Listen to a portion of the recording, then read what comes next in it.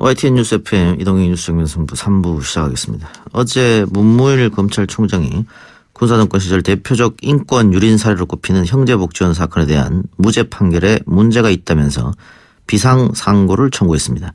거의 30년 만에 진상을 밝힐 수 있는 기회가 마련된 건데요. 검찰 과거사위원회 진상조사단 위원으로 형제복지원 사건을 조사하고 비상상고를 주장해온 박준영 변호사 연결해서 이야기 나눠보도록 하겠습니다. 변호사님. 네, 안녕하세요. 예, 안녕하십니까. 예. 예, 검찰의 비상상고 청구. 그동안 유죄를 무죄로 바꾸는 비상상고는 있었지만 무죄를 유죄로 바꾸는 비상상고는 처음 있는 일이라고 하는데 맞습니까? 이제 판결이 확정된 이후에 그걸 이제 바로잡는 절차가 두 가지가 있습니다. 재심이 있고 비상상고가 있는데요. 재심은 잘못된 유죄 판결을 무죄로 바꾸는 거고요. 예. 근데 무죄를 유죄로 바꾸지는 못합니다. 근데 비상상고는 이렇게 판결에 어떤 법령 위반 사실이 있는 경우에 다시 유죄로 바꾸면서 형은 선고를 못하지만 사실상 유죄 취지의 판결을 할 수 있는 게 이제 비상상고 제도입니다. 근데 예. 이런 사례는 처음입니다, 이번에. 예. 나름 의미가 있는 사건이라고 보여지는데. 예. 당시 법원이 형제복지원 박인근 원장에게 특수감금에 대해서 무죄를 선고했습니다. 예. 그런데 검찰이 비상상고를 선고했지만 특수감금 피해자들 중에 연락이 닿는 분들이 없다는 얘기는 무엇입니까? 당시 부산 형제복지원 수용인들 중에서 168명이 울주에 있는 작업장에서 축사에 갇힌 채로 작업을 했었습니다. 그래서 이 특수감금의 피해자 숫자는 총 168명인데 예. 그분들과 한 분도 연락이 닿지 않았습니다. 왜냐하면 그분들의 이제 수사 기록상에 그분들의 인적사항이 주민번호 앞자리만 있고 뒷자리가 다 없었고요. 예. 그리고 또 그분들의 이름조차도 제대로 기재되어 있지 않는 경우도 있었어요. 그래서 당시에 이제 수사를 제가 탓하는 건 아닙니다. 그 김영호 검사 열심히 수사하셨고 수사관도 열심히 수사하셨는데 정해진 시간에 한정된 인력을 하다 보니까 그리고 이런 그 수용인들의 많은 수용인들을 조사하려다 보니까 그런 어떤 일이 벌어진 것 같아요. 그리고 또 그분들이 지금 30년 이상 지난 상황이기 때문에 지금 살아있는지도 좀 의문이긴 합니다. 많은 분들이 돌아가시지 않았을까라는 생각도 갖고 있습니다. 예. 그리고 또 검찰 과거사 진상조사라는 것이 저희가 개인정보에 대한 조회를 마음대로 할 수 있는 게 아니거든요. 이게 저희 강제 어떤 수사권이 없는 상황이고 그러다 보니까 한계가 있었습니다. 예. 이것은 국가 차원의 조사가 필요한 부분입니다. 그 비상상고를 지금 했다는 것은 재판을 다시 한다는 이야기로 해석하면 되는 거예요? 맞습니다. 예. 판결이 확정됐지만 그 판결에 중대한 법령 위반이 있다는 이유로 이제 대법원이 단심으로 사건을 다시 재판하는 겁니다. 예. 그런데 그 피해자들하고 연락이 안 닿는다고 하면 예. 그 진실을 밝히는데 약간의 문제가 있는 거 아닙니까? 그건 아닙니다. 그건 일단은 아니고요. 예. 이 사건의 피고인은 박인근이기 때문에 예. 그리고 또 그 당시 피해자분들의 진술은 기록이 충분히 있습니다. 그래서 또 그 당시에 특수감금의 사실 자체가 달라지지 않고 다만 잘못된 법을 적용하는 바람에 무죄가 선고됐기 때문에 예. 피해자분들과 연락이 되지 않는다더라도 충분히 파기를 할 수 있습니다. 예. 그 당시 담당 검사가 꽤 노력한 걸로 알고 있는데 결국은 예. 재판에서 뒤집어진 것은 네, 당시 검사님께서 김용호 검사께서 고생 많이 했죠. 외압이 굉장히 많았지만 수사를 열심히 하셨거든요. 근데 예. 그러고 나서 이제 재판에 넘겼는데 재판 과정에서 이제 이렇게 대법원 판결이 3번이나 있는 총 7번의 한 사건으로 7번의 재판이 있었던 사건입니다. 그래서 예. 고등법원에서 유죄로 판결하면 대법원에서 무죄로 돌려보는 일이 반복됐거든요. 그래서 결국 말도 안 되는 재판이 있었던 겁니다. 그러면 재판 과정에서도 외압이 있었다고 보시는 겁니까? 그거는 제가 수사 과정에서는 외압은 분명합니다. 수사 과정에서 검찰 지휘부나 또 그 당시 청와대에 외압이 있었던 건 분명한 것 같아요. 왜냐? 당시 그 김영호 검사가 수사 과정에서 작성한 정보보고 예. 수사 기록에는 편철되어 있지 않지만 그 수사의 상황 그리고 위의 지시사항을 알 수 있는 그 정보보고가 청와대까지 보고가 됐었거든요. 예. 그리고 정보보고의 내용이 사실상 외압 어떤 명예에 의해서 수사를 중단했다. 또 명예에 의해서 공소장을 이렇게 변경한다. 이런 말도 안 되는 내용들이 담겨 있기 때문에 수사의 외압은 분명히 있었습니다. 하지만 재판 과정에서 어떤 외압이 있었는지는 알 수 없죠. 예. 그리고 또 그것은 어떤 자료가 있는 것도 아닙니다. 지금 검찰 지부에서 외압이 있었다고 하셨는데 네, 그 예. 박희태 전 국회의장의 이름이 오르내리더라고요. 네. 과거사위원회에서도 박희태 그 전 의장 조사를 하지 않았습니까? 네, 했습니다. 예.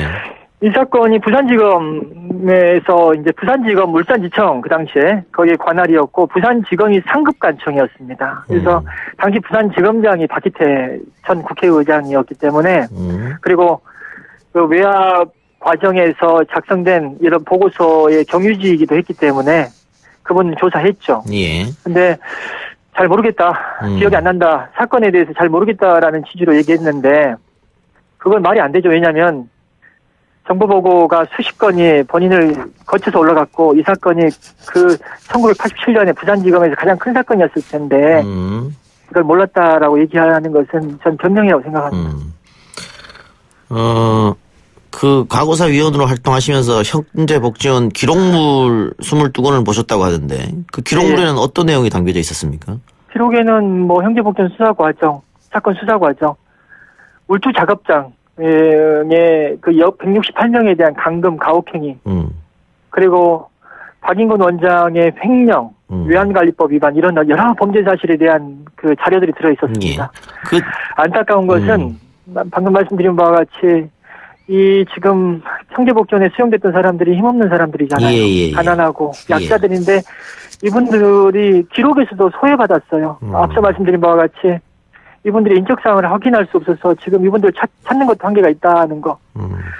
또 그리고 또 재판 과정에서는 그 국고보조금 아주 수억 원을 횡령을 했는데 10억 원 넘는 돈을 횡령했을 겁니다. 근데 이제 기소도 축소돼서 기소됐고 재판 과정에서도 그 당시 변호인들이 이제 뭐 횡령이 아니다라고 주장하면서 뭐 거리장부 같은 걸 제출했는데 그 당시에는 지금 이렇게 계좌 추적을 할 수 있는 시대가 아니잖아요. 예. 그래서 거리장부에 이 돈을 어떻게 썼다라고 기재하면 그게 횡령이 아닌 걸로 되는 그런 시대였던 것 같아요.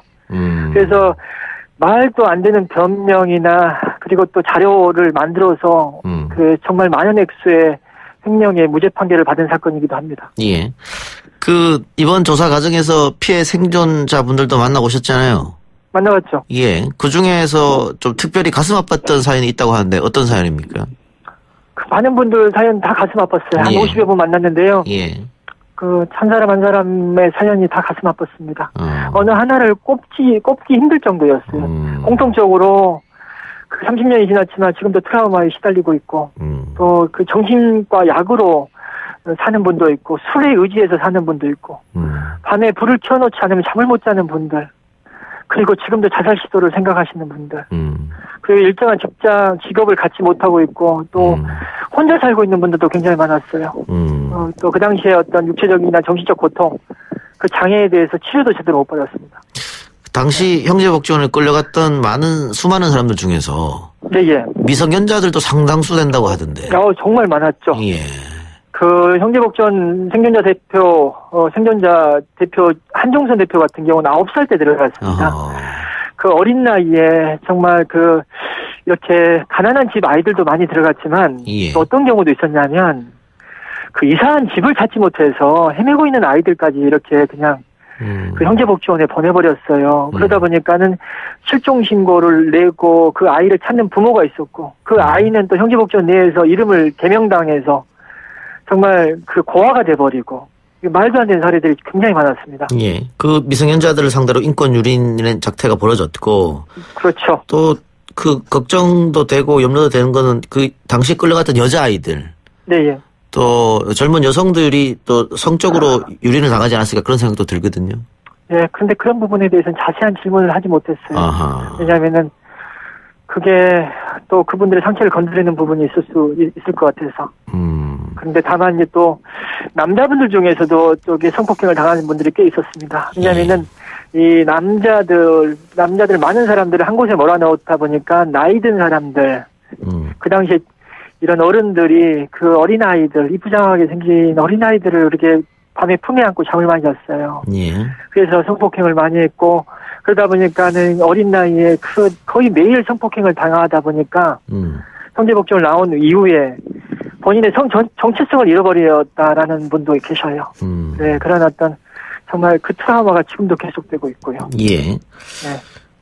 지금 당시 형제복지원 원장이었던 박인근 원장. 네, 예. 지금 사망했지 않습니까? 네, 사망했습니다. 사망하면은 재판을 다시 하면 어떻게 되는 거죠? 사망했다 하더라도. 예. 이건 잘못된 판결을 바로잡는 거기 때문에. 예. 그 당시 판결에 대해서 무죄 판결이 잘못됐다. 특수감금이 무죄로 선고한 것은 잘못됐다라는 것을 이제 주문에서 분명히 밝힐 것이고, 물론 이제 무죄가 잘못됐다 하더라도 유죄를 선고하면서 형을 선고할 수는 없어요. 그리고 또 이분이 돌아가셨기 때문에, 예. 그렇게 이 피고인한테 영향은 주지 않겠지만, 어떤 의미가 있냐. 박인근이 사실상 가해자로 이제 확정이 되는 것이고, 예.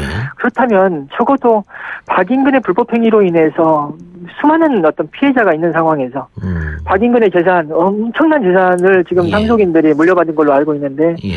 그 재산에 대해서 어떤 국가 차원에서 환수 조치가 있어야 되는 게 아닌가. 예.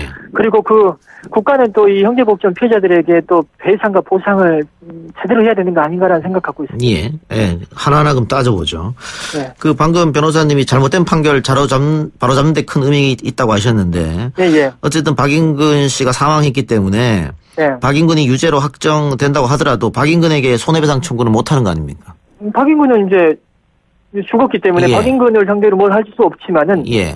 박인근의 어떤 잘못으로 인해서 그로 인해서 어떤 피해를 입은 사람들은 그 박인근의 재산을 상속한 사람들한테 그 권리를 주장할 수 있다고 봐야죠. 그 유죄 판결이 난다고 가정하에서 그게 가능한 일입니까? 할 수 있습니까? 네, 물론 어려운 난관이라는 게 있죠. 예. 하지만은 그래도 형제복지원 어떤 그 피해자들에 대한 불법행위에 대한 책임을 예. 지금 이 상속인들에게 묻고, 이제 박인근의 책임을 묻는 거죠. 그리고 또 지금 상속인들의 재산이 사실상 박인근의 재산이었기 예. 때문에 저는 머리를 짜내면 어떤 방법이 나오지 않을까 생각합니다. 어쨌든 재판하고 판결 나는 데까지 시간이 걸릴 텐데. 네, 예. 그 사이 상속자들이 상속받은 그런, 많은 재산들을 다른 데로 빼돌린다거나 팔거나 이럴 경우도 생길 거 아니에요. SBS 그것이 알고 싶다라는 시사 프로그램에서 이제 형제복지원 원장의 재산이 이제 호주인가 해외로 빼돌려졌다라는 그런 얘기가 나왔는데, 근데 워낙 많은 재산을 물려받은 것 같아요. 그래서 예. 그런 재산을 하루아침에 처분하는 건 한계가 있을 거고, 또 근데 이런 특별법 제정으로 인한 진상조사가 하루빨리 이루어져서 이런 박인근 일가의 재산에 대해서 어떻게 국가 차원에서 환수할 수 있는 조치를 취하는 게 맞지 않나. 하루빨리 하는 게 맞지 않나. 예. 생각합니다. 피해자들은 비상상고 결정에 대해서 어떤 반응을 보였습니까? 일단 말씀드린 바와 같이 형제복지원 사건, 그 당시 울주작업장 사건에 168명의 피해자와는 한 번도 연락이 되지 않기 때문에 그분들의 입장은 알 수 없죠. 예. 다만 형제복지원 사건 비상상고로 인해서 부산 형제복지원 본원에 수용됐다가 고통을 당하신 분들은 이제 뭔가 특별법의 어떤 실마리가 예. 되는 건 아닌가라는 어떤 기대도 갖고 있어요. 예. 하지만 이제까지 특별법 얘기가 몇 년 전부터 나왔는데 아직까지 진척이 안 되고 있으니까 이제 이 상황을 갖다가 이제 지켜보고 있는 거죠. 잘 되길 바라면서. 예, 변호사님 말씀처럼 결국 피해자들이 원하는 것은 특별법 제정 아니겠어요? 그렇습니다. 결국은 국회에서 그럼 일을 해야겠네요? 국회에서 해야죠. 국회에서 반드시 해야 되는 일이고 하루빨리 해야 된다. 왜냐하면 이분들 고통은 하루하루 계속 정말 잔인한 고통이 계속 이어지고 있지 않습니까? 예.